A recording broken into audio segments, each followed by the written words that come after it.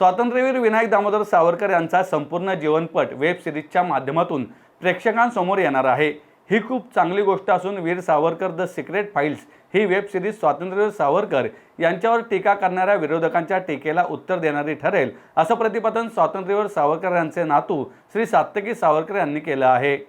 स्वातंत्र्यवीर विनायक दामोदर सावरकर यांचे शौर्य, बलिदान आणि त्यांच्या अमर्याद धैर्याची कहाणी असलेली भव्य Hindi web series Veer Savarkar secret files लवकरच छोट्या पडद्यावर झळकणार आहे। या वेब सिरीजची काल घोषणा करण्यात आली, त्यावेळी सात्यकी सावरकर बोलत होते। यावेळी या वेब सिरीजचे 2 उत्कंठवर्धक टीजर आणि पोस्टर देखील प्रदर्शित करण्यात आले।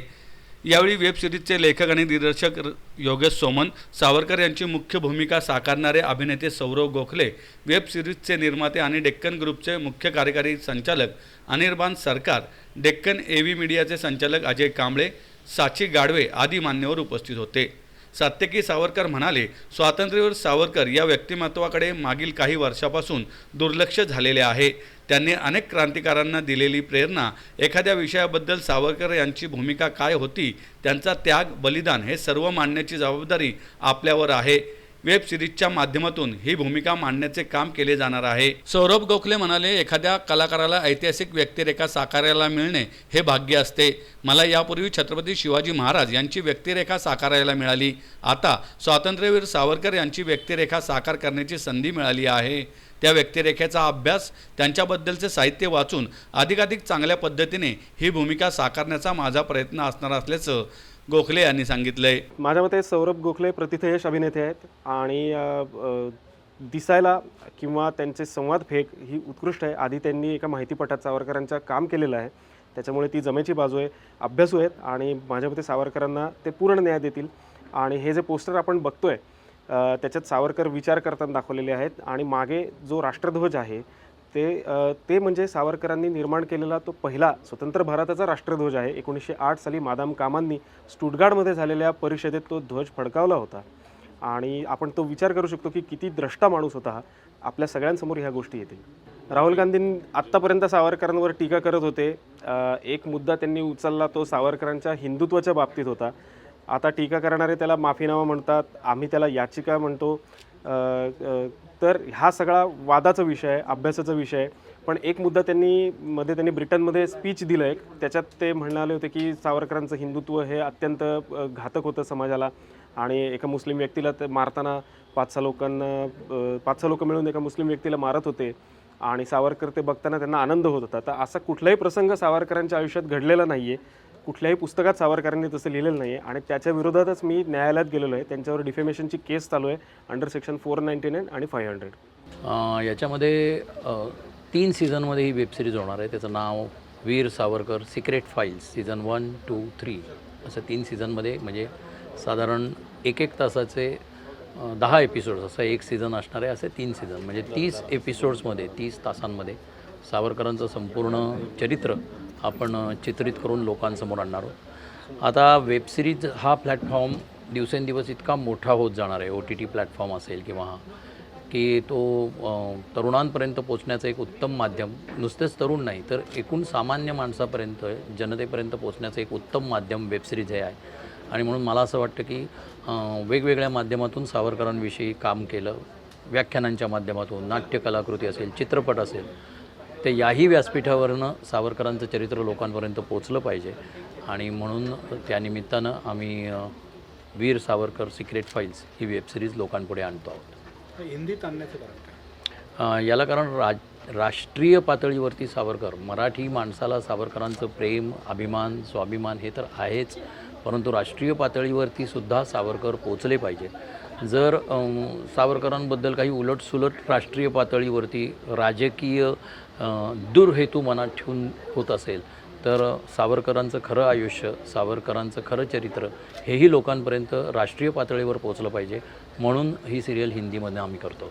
काय विषय सब्जेक्टला घेऊन तुम्ही करताय? सिक्रेट फाईल म्हणजे काय? हां, तर सिक्रेट फाईल याचा अर्थ थोडंसं आपण ज्याला म्हणतो सत्य घटनांवर आधारित आणि सिनेमॅटिक, योग्य तेवढी सिनेमॅटिक लिबर्टी घेत आपण ही सिरीज लोकांपर्यंत आणणार आहोत। आता पहिल्या सीझनमध्ये सावरकरांच्या जन्मापासून ते मार्सेलिसच्या उडीपर्यंत, म्हणजे त्यांचं जे संपूर्ण क्रांतिकार्य आहे त्या क्रांतिकार्याविषयीचं चित्रण हे या सिरीजमध्ये केलं जाणार आहे, या एपिसोड्समधनं केलं जाणार आहे. मग त्याच्यामधलं पुण्यातलंही त्यांचं जे क्रांतिकार्य होतं, विदेशी कपड्यांची होळी असेल, अभिनव भारताची स्थापना असेल, अभिनव भारताचं संघटन असेल, एखादं क्रांतिकारी संघटन कसं उभं केलं जातं पासून ते लंडनमधून त्यांनी स्वराज्य स्थापनेची शपथ अनेकांना देऊन, मदनलाल धिंगरापासून ते सेनापती बापटांपर्यंत या सर्व पुढे इतिहासामध्ये गाजलेल्या सर्व व्यक्तिमत्वांची प्रेरणा सावरकर होते आणि ती क्रांतिकार्याची प्रेरणा होती. ह्या सगळे प्रसंग, हे सगळ्या घटना या पहिल्या सीझनमध्ये चित्रित केल्या जाणार आहे. तर जे वातावरण सध्या म्हणजे भाजपची मोहीम आहे, त्या मोहिमेचं एक पार्ट वेबसिरीज होऊ शकते का? नाही, काही कारण नाही. प्रत्येकजण आपापल्या पद्धतीने सावरकर लोकांपर्यंत पोहोचवतात. आम्ही कलाकार आणि डेक्कन AV मीडिया या संस्थेतर्फे आता त्यांनी पण एक मिशन घेतल्यासारखं आहे.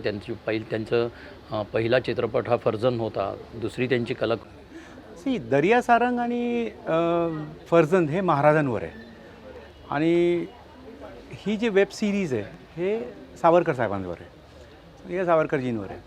बेसिकली सावरकरजी हे एक रेव्होल्युशनरी होते आणि ते आज जे आपल्याला इंडिपेंडन्स आहे त्यांचं एक की रोल होतं आणि ते बरेचसे त्यांचे फॅक्ट्स पुढे आले नाहीत, ते आम्ही पुढे आणणार आहे. शूटिंग आत्ता जे डिसायडेड आहे ते आहे रामोजी फिल्मसाठी, कारण काय त्यांचे जी टाईम होते ते सगळं जे आहेत लाईक सेल्युलर जेल वगैरे ते असं शूटिंगसारखे राहिले नाही. तर रामोजीमध्ये आम्ही करणार आहे, पण तसंच दाखवणार ज्या त्या टाईमचं होतं. आणि मला असं वाटतं की 26 फेब्रुवारीला त्यांच्या डेथ ॲनिव्हर्सरी आहे तेव्हा त्याला आम्ही रिलीज़ करणार है.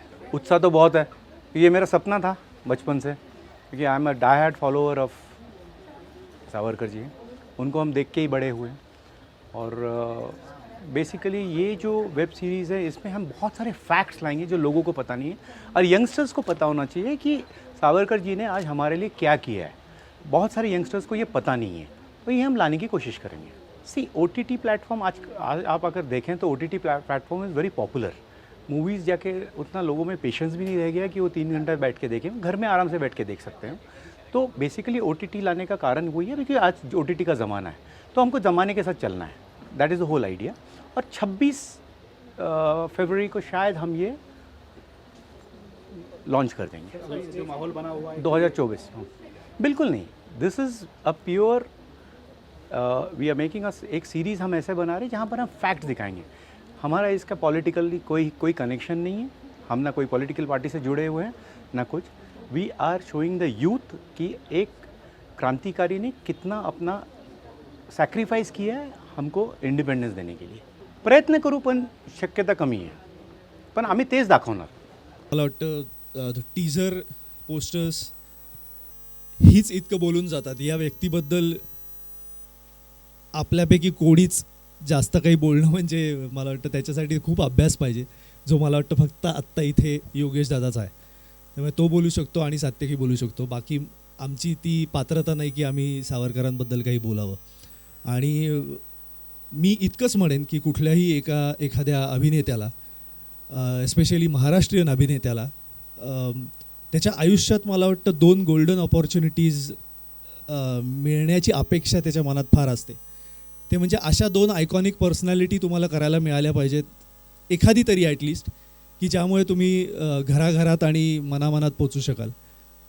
आणि बाय गॉड्स ग्रेस मला छत्रपती शिवाजी महाराजही साकारायला मिळाले, तेही DD इंटरनॅशनलवर. आणि त्यानंतर छत्रपती शिवाजी महाराजांवर ह्या भारतवर्षात नाही अख्ख्या जगात एकमेव व्यक्ती ज्यांनी छत्रपती शिवाजी महाराजांवर आरती लिहिली. बाकी कोणालाही सुचलं नाही, पण ह्या एका व्यक्तीला सुचलं आणि त्या व्यक्तीचीही व्यक्तिरेखा मला साकारायला मिळते. यासारखी गोल्डन ऑपॉर्च्युनिटी कुठल्याही अभिनेत्याच्या आयुष्यात येऊ शकत नाही, जी माझ्या आयुष्यात आली आहे. त्याबद्दल खरंच योगेश दादाचे, सरकार सरांचे खूप खूप आभार. कोणीतरी त्याच्यावर वेबसिरीजचं निर्माण करतं आहे. सावरकरांचं संपूर्ण जीवनपट या वेबसिरीजद्वारे उलगडून दाखवलं जाईल. त्यातल्या काही बारीक सारीक गोष्टी आहेत, त्यांची जी काही हिंदुत्वाची मांडणी आहे, त्यांनी जी केलेली राजनीती आहे, अनेक क्रांतिकारकांना त्यांनी कशी प्रेरणा दिली, या सगळ्या गोष्टी त्या वेबसिरीजच्या माध्यमातून आपल्यासमोर येतील. एखादा विषय असो, मग त्याच्यामागची सावरकरांची भूमिका असो, ही नक्की भूमिका काय होती ही मांडण्याची जबाबदारी आमच्या सगळ्यांवर आहे आणि आता ती वेबसिरीजच्या माध्यमातून तुमच्या सगळ्यांपर्यंत पोहोचणार आहे. मला वाटत नाही त्याच्यात कुठला अडथळा येईल किंवा त्याच्यात कुठली अडचण येईल. टीझर अत्यंत उत्तम झालेला आहे. म्हणजे पार्श्वभूमीवर सावरकरांनी जे काही त्यांची जी उडी मारली त्यांनी, किंवा जे पतित पावन मंदिर आपण जे बघितलं, किंवा छत्रपती शिवाजी महाराज आणि राणा प्रताप यांच्यासमोर काही विद्यार्थी त्यांचं पूजन करत आहेत, या सगळ्या गोष्टी हा सावरकर चरित्राचा एक भाग आहे. त्यांनी ते केलेलं आहे सगळं काम आणि त्याच्यात खोटं काहीच नाही आहे. त्याच्यामुळे त्या बाबतीत काही अडथळा येईल असं मला वाटत नाही. टीका करणारे कशावरही टीका करतात. कसं आहे की टीकेला उत्तर देणं म्हणून काहीतरी बनवणं, किंवा आत्तापर्यंत ज्यांनी खरोखर भारतीय स्वातंत्र्य संग्रामात आपलं बलिदान दिलं अशा घराण्यातल्या मंडळींना पुढे आणून त्यांच्यावर काही ना काहीतरी बनवणं, ह्या दोन वेगळ्या गोष्टी आहेत. टीकेला उत्तर मिळणारच आहे, पण मूळ उद्देश आपला